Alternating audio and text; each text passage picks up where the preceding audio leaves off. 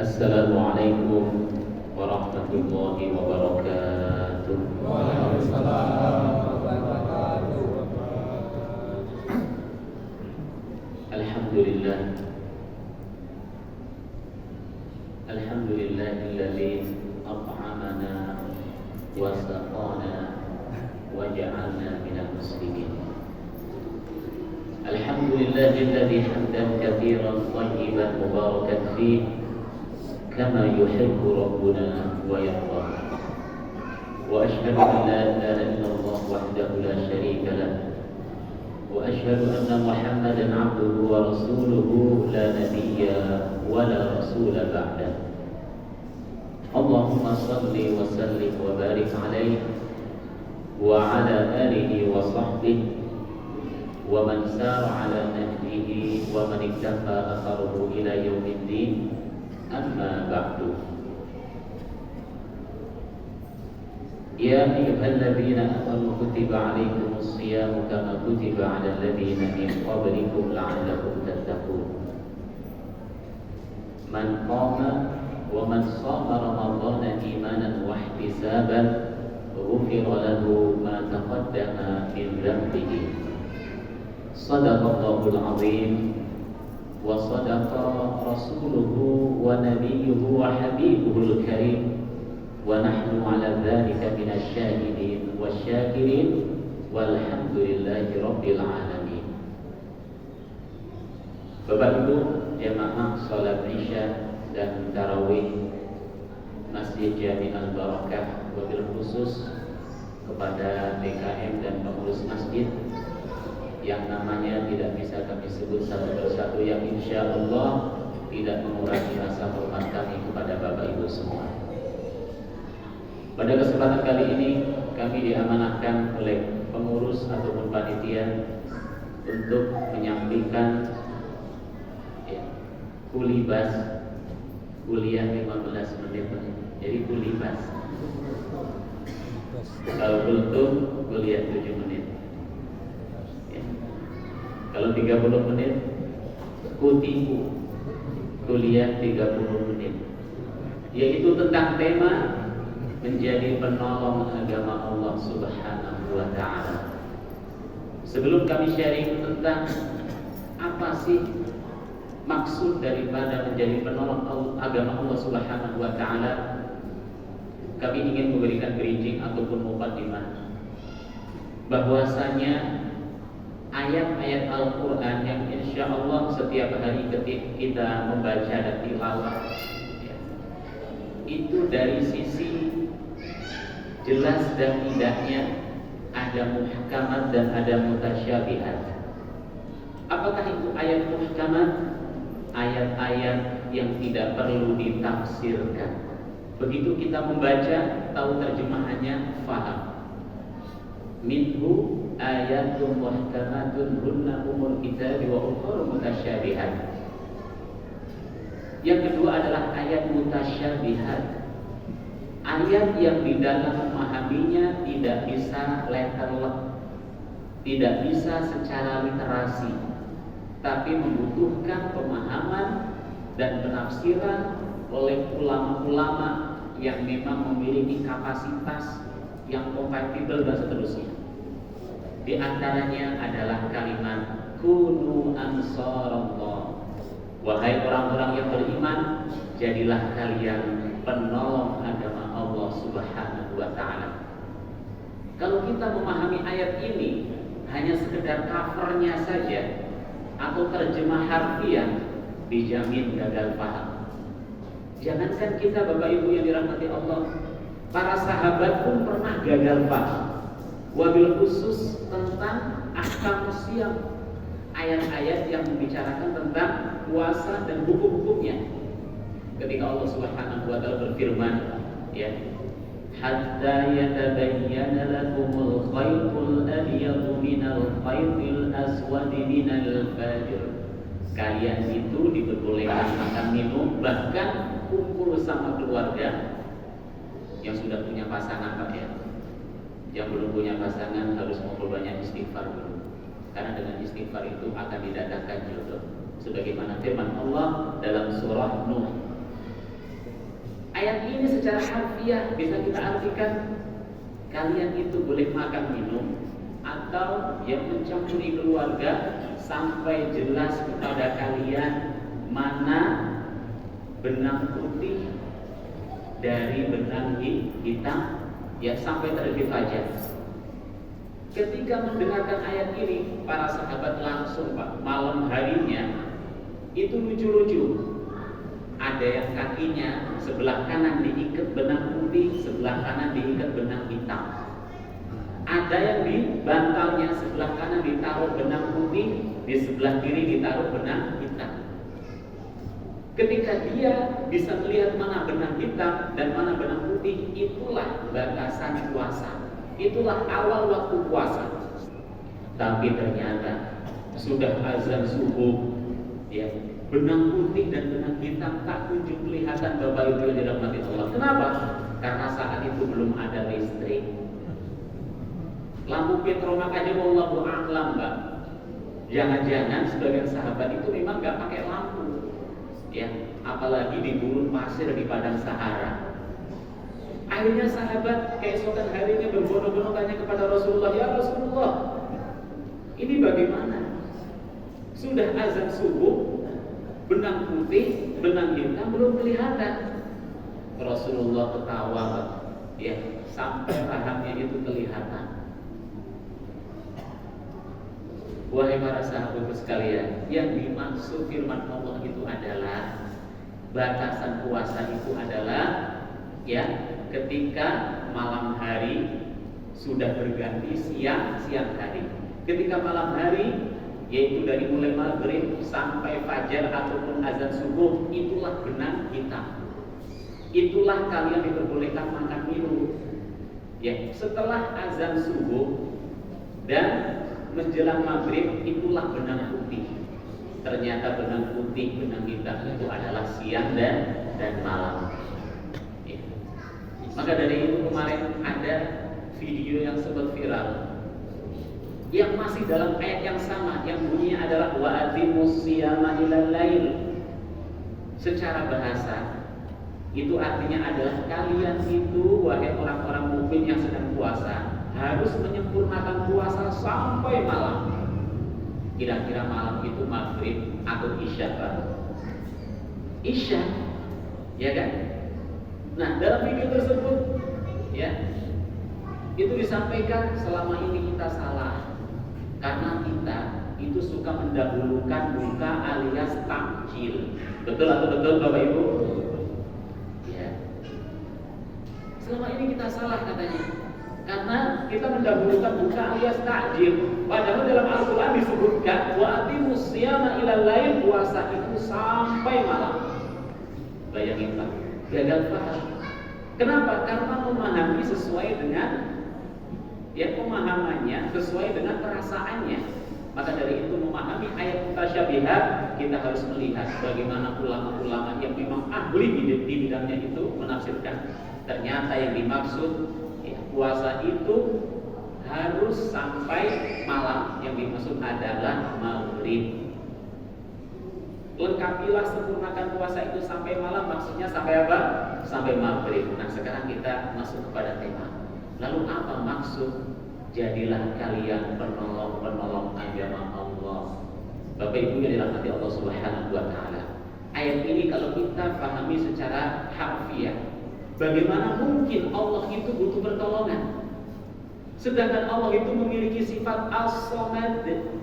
Apakah itu as-samad, adik-adik? Bukan Ustaz Abdul Somad, ya.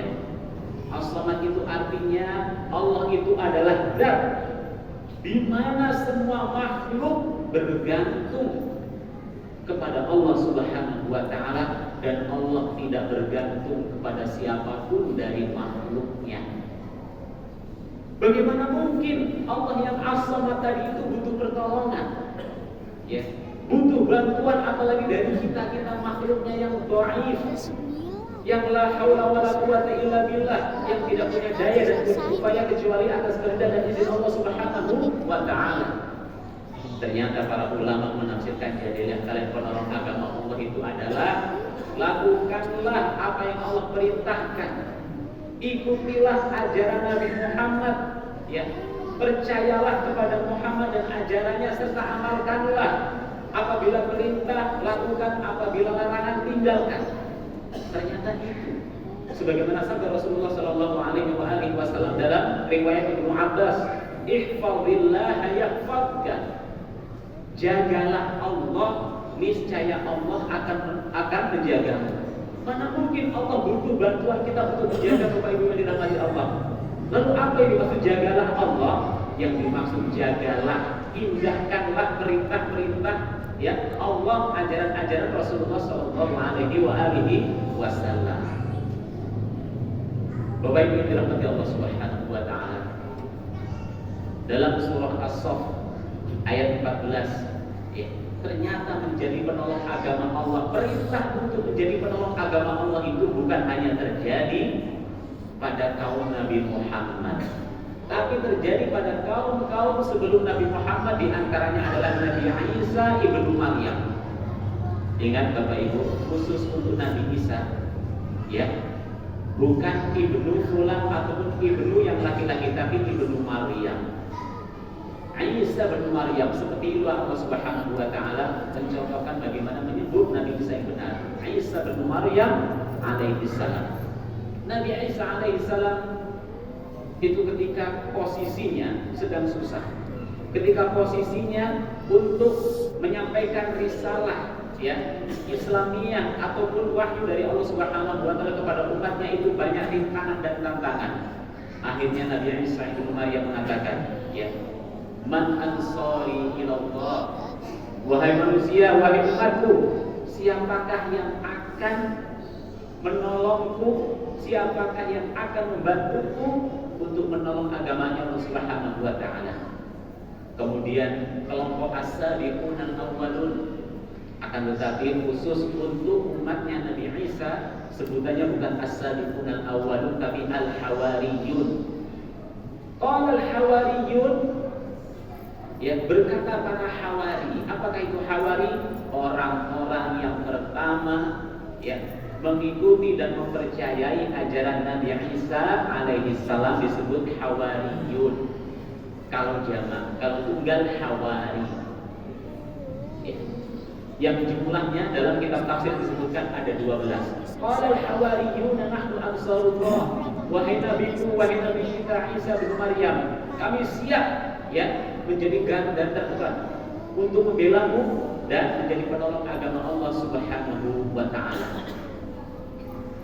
Namun kebanyakan dari kaum Nabi Isa ternyata milik tidak mau, alias kufur, alias kafir, ya, dan tidak percaya terhadap ajaran Nabi Isa alaihissalam.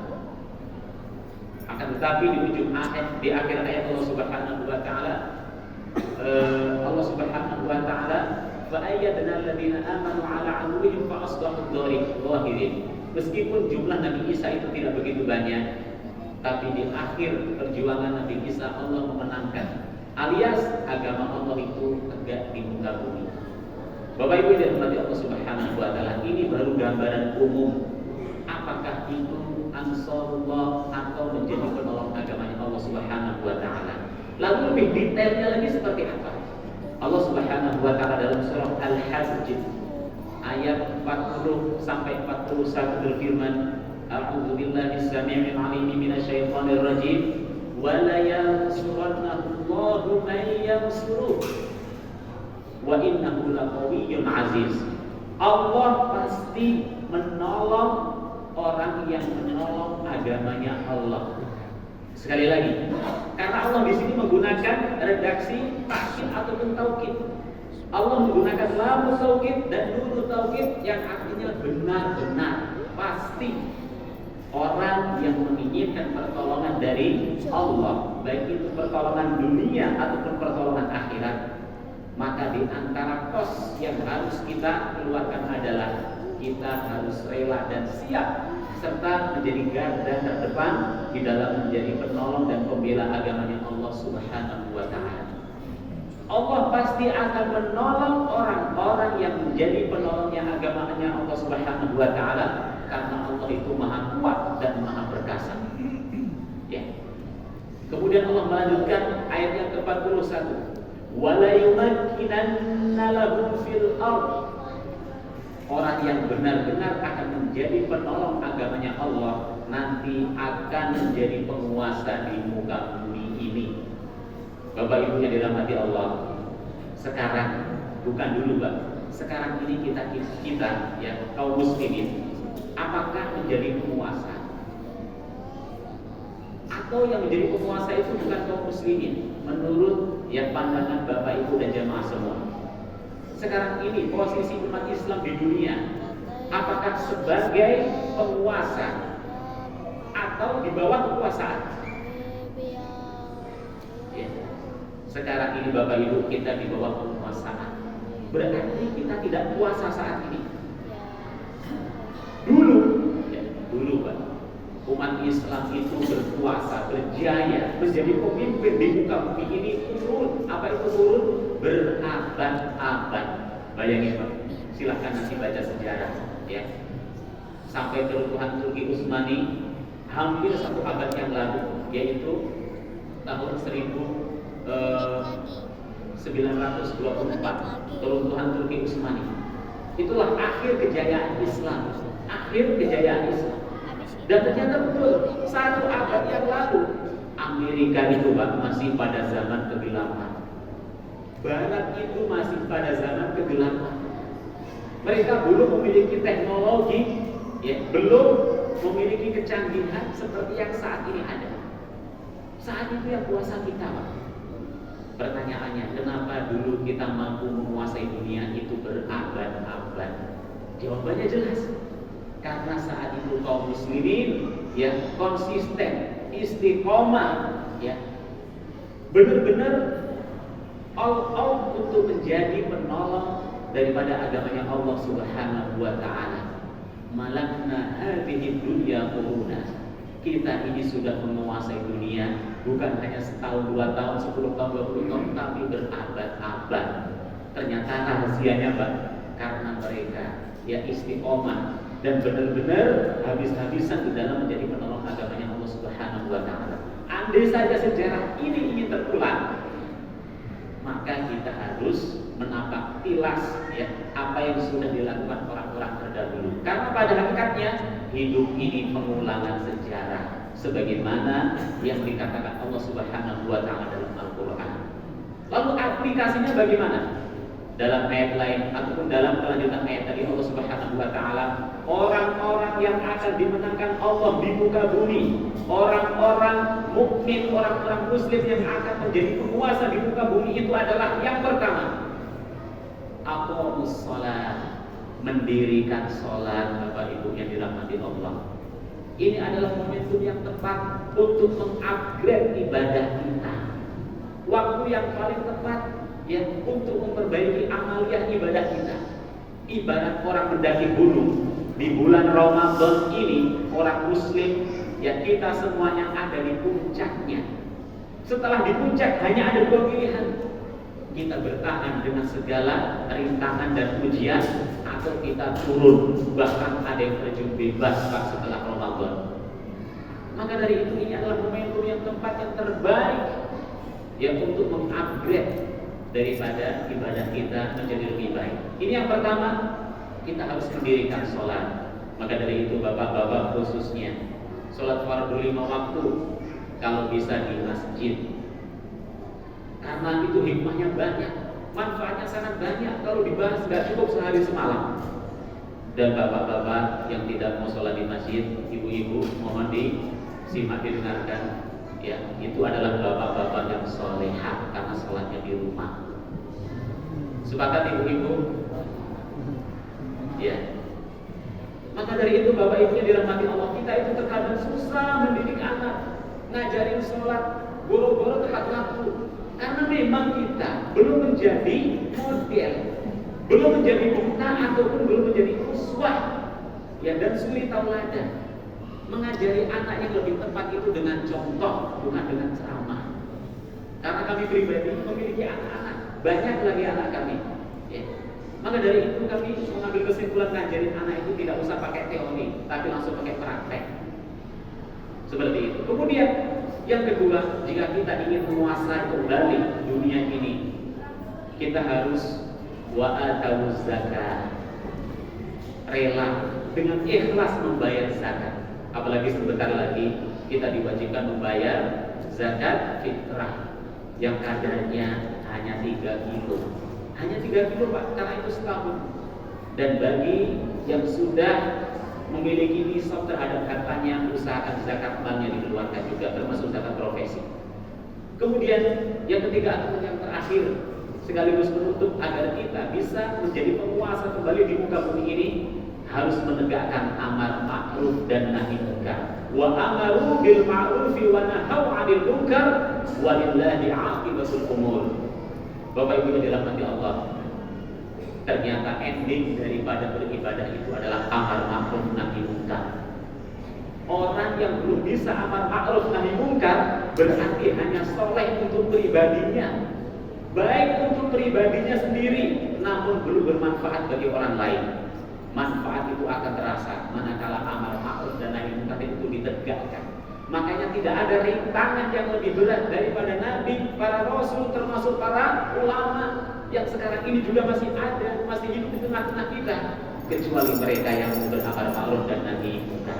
Mudah-mudahan kita termasuk orang-orang yang rela, ya, dan dengan ikhlas dan semangat istiqomah menjadi penolong-penolong agamanya Allah Subhanahu wa Ta'ala, agar kejayaan Islam itu bisa kita rebut kembali dan kita bisa, ya, membumikan dunia ini dengan istilah apa? Dengan Islamiyatul Alam, dengan menjadikan negeri kita, dengan menjadikan keluarga kita keluarga yang Islami, masyarakat kita masyarakat yang Islami, negara kita yang negara Islami, insya Allah nanti akan menjadi negeri yang Islami juga. Hadanallahu wa iyyakum ajma'in. Barakallahu wa lakum fil Qur'anil 'azim wa nafa'ani wa iyyakum bima fihi minal ayati wa dzikril hakim. Aqulu qawli hadza wa astaghfirullah li wa lakum wa lisairil muslimina min kulli dhanbin fastaghfiruh innahu huwal ghafurur rahim. Wa billahi taufiq wal hidayah. Assalamualaikum warahmatullahi wabarakatuh.